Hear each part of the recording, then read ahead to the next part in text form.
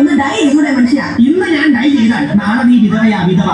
ഓ, മുടി കറുപ്പിക്കുന്ന കാര്യമാണ് ഞാൻ പറഞ്ഞത്. എടി ഞാൻ താടിയും മുടിയും കറുപ്പിച്ച് ഇവിടെ നിൽക്കണേ കണ്ട് നിന്റെ മക്കള് വന്നാൽ അവര് സംശയിക്കും.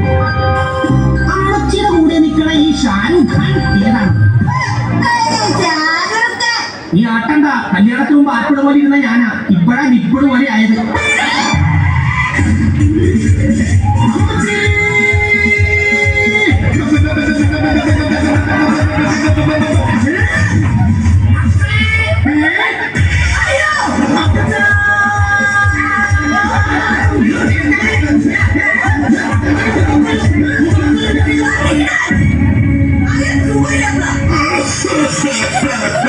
അപ്പച്ചന്റെ ചുമ എനിക്ക് കേൾക്കാൻ വയ്യ. ഇത്ര ഒച്ചത്തിൽ ചുമച്ചിട്ട് നിനക്ക് കേൾക്കാൻ വയ്യെന്ന ഒന്ന് തുടങ്ങിക്കോട്ടെ. അപ്പ തുടങ്ങും ഒരു ചുമ. ഒരൊറ്റ ചുമയ്ക്ക് അകത്തിരിക്കുന്ന ചെമ്പകാലം വരെ കിഴിഞ്ഞു. ആ നിക്കടാതെ നടന്നിരുന്ന അത് വല്ല വെച്ച പറഞ്ഞത്. ഞാൻ സണ്ണിക്കുട്ടിയുടെ കാര്യം പറഞ്ഞത്. ഇപ്പൊ നോക്കിയ കോട്ടുണ്ടായും പത്രാസനായി. എടാ സണ്ണിക്കുട്ടി, ഈ ടൈക്ക് എന്നാ വില വരും? ഇവിടുത്തെ ഏകദേശം 6000 രൂപ വരും മമ്മി. 6000 രൂപ ഉണ്ടെങ്കിൽ നിനക്കൊരു കളർ ടി വി മേടിച്ചൂടെ? വാങ്ങാം, പക്ഷെ ടി വി വാങ്ങി കഴുത്തെ കെട്ടി തൂക്കിടാൻ പറ്റില്ലല്ലോ. നല്ല മണം. ഇത് എന്തിന്റെ മണമാണ്? അതൊരു സെന്റിന്റെ മണമാണ്. ഒരു സെന്റിന് ഇത്ര മണമാണെങ്കിൽ 2 ഏക്കർ എന്നാ മണമായിരിക്കും? ഭയങ്കര മണമായിരിക്കും മറിയേ. എന്താ പേര്? മത്തായി. അല്ല അപ്പച്ച. ഈ അപ്പച്ചാന്ന് വിളിച്ച് പേര് മറന്നുപോയി. മിസ്റ്റർ മത്തായി. അല്ല മിസ്റ്റർ അപ്പച്ചാൻ. നമ്മുടെ വീടിന്റെ ലെഫ്റ്റ് സൈഡിലായിട്ട് വളരെ പൊക്കത്തിൽ ഒരു ചെടി ഇങ്ങനെ ഉണ്ട കായ്ക്കട്ടെ. എന്താണത്? അതാണ് തെങ്ങ്.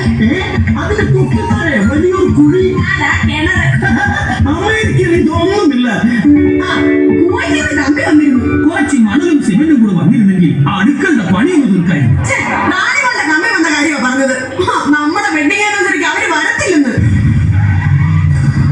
ജോണിക്കുട്ടി ഇന്ന് ലണ്ടൻ എത്തി. അല്ല, ലണ്ടനിൽ ഇന്ന് ജോണിക്കുട്ടി എത്തി. ജോണിക്കുട്ടി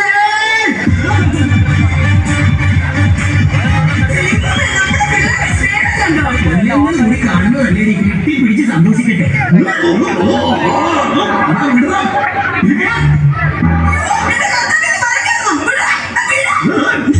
ഞാൻ വരുന്നതിന് മുമ്പ് തന്നെ ഇവിടെ വന്ന് അച്ഛനും അമ്മയും സോപ്പിട്ട് സ്വത്ത് മുഴുവൻ കൈക്കലാക്കാനുള്ള പരിപാടിയായിരുന്നു. അല്ല, അനാവശ്യം പറയുന്നത്. കടയിൽ നിന്ന് മുദ്രപത്രം വാങ്ങിക്കുമ്പോ പോലെ എന്റെ ഉള്ളിൽ അങ്ങനെ ഒരു ചിന്തയില്ല. അറിയണം. പിന്നെ എന്തിനാണ് നേരം എടുക്കുമ്പോ തന്നെ ഇങ്ങോട്ട് കെട്ടിയെടുത്തത്? നിനക്ക് ആദ്യം കൂടി കെട്ടിയെടുക്കാൻ പാടില്ല. ഒന്നുമില്ലെങ്കിൽ ഈ വീട്ടിൽ ഞാനല്ലടാ മൂത്തത്. നീ മൂത്തതല്ല, നീ മൂത്തതാ. എന്നെക്കാളും മൂത്തതാണ് നിന്റെ ഭാര്യ. അല്ല അപ്പച്ച, എനിക്കൊന്ന് ഒറ്റയ്ക്ക് സംസാരിക്കണം. ശ്രമിച്ച അടുത്തു പോ. മഴയെ അടുത്തുകൂടി ഞാനും അടുത്തു പോവുക. നീ ഒറ്റക്ക് നിന്ന് കൊതി തീരുവോളം സംസാരിക്കും. ഒരു സിഗ്നൽ ഉണ്ടാകുമ്പോൾ ഞാൻ ഓടി എത്തിക്കും. നിങ്ങൾ അവനെ വിഷമിപ്പിക്കാതെ. എന്റെ മോൻ അവൻ ആകെ കറുത്ത് കോലം കെട്ടുപോയി. അത് ക്ലൈമറ്റ് പിടിക്കാതില്ല. അതങ്ങനെയാ. പാസ്പോർട്ടും വിസയും ഒക്കെ ഉണ്ടെങ്കിൽ ക്ലൈമറ്റും അല്ല ആരും പിടിക്കില്ല. അതെ, എങ്ങനെയുണ്ടാ നിന്റെ ലണ്ടൻ ജീവിതമൊക്കെ? ഒന്നും പറയണ്ട. എന്നാ പറയണ്ട, തന്നെ പറയാം. അതെ, അങ്ങനെ അവിടുത്തെ മലയാളികൾ തമ്മിൽ യാതൊരു ഐക്യവുമില്ല. ഇന്നലെ തന്നെ ആ മാഞ്ചസ്റ്റർ ജംഗ്ഷനിലെ മുറുകങ്ങയുടെ അടുത്ത് വെച്ച് ഒരു മലയാളിയെ 8-10 സായിപ്പന്മാര് കൂടെ പട്ടിയെ തല്ലുന്നത് പോലെ തല്ലിയിട്ടും ഒറ്റ മലയാളി പോലും തിരിഞ്ഞു നോക്കില്ല. അറിയോ? നീ ഒരു മലയാളിയല്ലേ, അപ്പൊ നിനക്ക് ചോദിക്കായിരുന്നില്ലേ? അത് ശരി, ഞാൻ തന്നെ അടി കൊള്ളുകയും ചെയ്യണം, ഞാൻ തന്നെ അത് ചോദിക്കുകയും ചെയ്യണം. നമ്മള് 4 പേരും കൂടെ എന്തോ ചെയ്യാനാ? നമ്മള് 4 പേരല്ല, ഇരിക്കണവരെ കണ്ടില്ലേ? അവരൊക്കെ ഞങ്ങൾ വിളിച്ചിട്ട് വന്നവരാ. വെഡിങ് ആനിവേഴ്സറി നമുക്ക് കുപ്പി പൊട്ടിക്കണ്ടേ? കുപ്പി പൊട്ടിക്കാനാണോ? എന്തോ ഒരു കുഴമ്പിന്റെ കഷായത്തിന് കുപ്പി അതേ അപ്പുറത്ത് കിടക്കുന്നത്. എന്റെ മോനെ ഇഷ്ടം പോലെ തല്ലി പൊട്ടിച്ചോ. എന്റെ അമ്മച്ചി, ഞങ്ങൾ നേരം വെളുക്കണവരെ ഇന്ന് വെള്ളം അടിക്കാൻ പോകുന്നു. നേരം വെളുക്കണവരെയോ ഉച്ച വരെയോ വെള്ളം അടിച്ചോ. പക്ഷെ പ്രത്യേക ഒരു കാര്യം ശ്രദ്ധിക്കണം, മോട്ടർ കേടാക്കരുത്. ആ വെള്ളമടിയല്ല ഈ വെള്ളമടി. വൈകിട്ടെന്റെ പരിപാടി, ആ പരിപാടി കണ്ടോ? അപ്പച്ചന് കാര്യം പിടിയിട്ട് അതുകൊണ്ടാണ് അപ്പച്ചന് വേണ്ടിയിട്ട് ഞാൻ 2 ജോണി വാഗറുടെ ഫുള്ള് ലണ്ടനിൽ നിന്ന് കൊണ്ടുവന്നത്. അപ്പച്ചന് അതൊന്നും ഒരു പ്രശ്നമല്ല മക്കളെ. നിങ്ങൾ ഇങ്ങോട്ട് വന്നല്ല, അത് തന്നെ സന്തോഷം. എന്റെ പൊന്നു മോനെ, നീ വരുന്ന വഴിക്ക് ഫ്ലൈറ്റിൽ എന്തെങ്കിലും തകരാറ് സംഭവിച്ച് എന്റെ മോൻ അപ്പച്ച കൊണ്ടുവന്ന കുപ്പിയെങ്ങാനും പൊട്ടിപ്പോയിരുന്നെങ്കിൽ ഞാൻ പ്രാതി കൊന്നേനെ.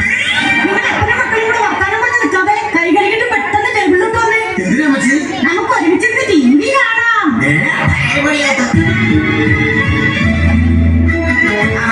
ഇപ്രാവശ്യത്തെ എന്റെ വിവാഹ വാർഷികം പത്രത്തിൽ കൊടുക്കണം. അതെന്തിനാ എന്റെ പൊന്നുമക്കളെ, ഞാൻ ഇത്രയും കാലം നിന്റെ അമ്മയുടെ കൂടെ ജീവിച്ചിരിപ്പുണ്ടെന്നുള്ള കാര്യം നാട്ടുകാരൻ അറിയട്ടടാ.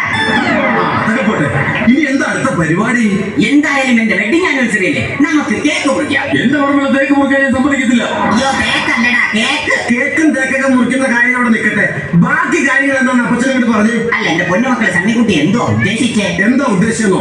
ഞാൻ ഉദ്ദേശിച്ചത് വേറൊന്നുമില്ല, നമ്മുടെ സ്ഥലം വീതം വെക്കുന്ന കാര്യം. തുറന്നു പറയാം, അപ്പൻ എന്നെ അറിയുന്ന ആൾ ജീവിച്ചിരിക്കും തോന്നുന്നില്ല, അതുകൊണ്ട് ആ ഭാഗം വെപ്പങ്ങ് നടക്കണം. എന്റെ പൊന്നുമക്കളെ, അതെനിക്കറിയാം. അതുകൊണ്ട് അപ്പൻ അതെല്ലാം കരുതി കൂട്ടി ചെയ്തു വെച്ചിട്ടുണ്ട്. ആഹാ, അപ്പച്ചന്റെ മൂത്ത മോനായി സണ്ണിക്കുട്ടിക്ക് അപ്പച്ചൻ എന്തൊക്കെയാ കരുതി വെച്ചേക്കണത്? അപ്പച്ചന്റെ ഏറ്റവും ഇളയ മോനായ ജോഡിക്കുട്ടിക്ക് അപ്പച്ചൻ എന്തെങ്കിലും കത്തിക്ക് തന്നെങ്കിലേ പറ്റും. അയ്യോ, നിനക്ക് കട്ടിക്കും ഇവന് കനത്തിനുമുണ്ട്. എന്റെ മൂത്ത മോൻ സണ്ണിക്കുട്ടിക്ക് മൂന്നാറിലെ 380 ഏക്കർ റബ്ബർ എസ്റ്റേറ്റും, കോതമംഗലത്തെ 280 ഏക്കർ തേയിലത്തോട്ടവും, അടിമാലിയിലെ സെക്കൻഡ് ക്ലാസ് തിയേറ്ററും. ആ എനിക്കാ? ഓ എന്റെ അപ്പച്ചാ, എന്റെ അപ്പച്ചാ. ജോഡിക്കുട്ടിയെ നീ എന്താ പറഞ്ഞ? അപ്പച്ചന്റെ ഒന്നുമില്ലാതെ കണ്ടോ? അപ്പച്ചൻ ഇതൊക്കെ പൂത്തി വെച്ചേക്കാണ്. എന്റെ പിന്നായ അപ്പച്ചാ. അപ്പച്ചാ, ഇളയ മോൻ ജോഡിക്കുട്ടിക്ക് എന്തൊക്കെയാ അപ്പച്ചാ തരാൻ പോണത്? നിനക്കും ഒട്ടും കുറവില്ല. എറണാകുളം പാലാരിവട്ടത്തുള്ള 20 ഏക്കർ സ്ഥലം, അങ്കമാലിയിലെ പെട്രോൾ പമ്പ്, കാലടിയിലെ തുണിക്കട, പോരാഞ്ഞിട്ട് എന്റെ ബാങ്ക് ബാലൻസ് 50 ലക്ഷം രൂപ.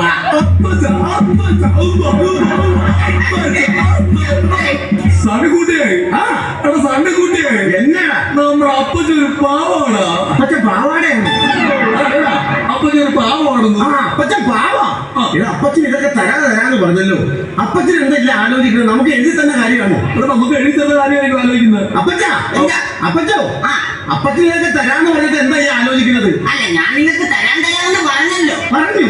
ഞാൻ ഇതൊക്കെ എവിടെ നിർത്തിട്ട് തരുമെന്നാടാ ആലോചിക്കുന്നത്. എന്റെ കാര്യം ഒരു 10 രൂപയേ ഉള്ളു. അപ്പച്ചാ.